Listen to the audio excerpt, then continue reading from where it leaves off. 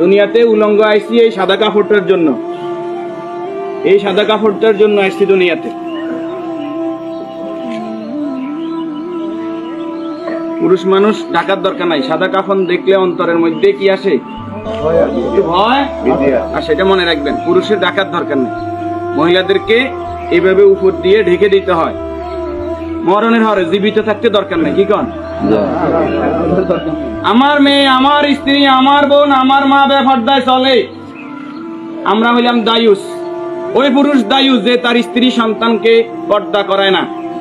আপনি থাকতে আপনার স্ত্রী কিভাবে ফেরিওয়ালার সামনে যায় আলু খাইস কিনে, আপনি দেশে থাকতে, আপনি এলাকা থাকতে আপনার স্ত্রী কিভাবে মার্কেটিং করে যায়, এভাবে বাজার সদাই করে, আপনি পুরুষ কেন পর্দার ব্যাপারে সচেতন নয়?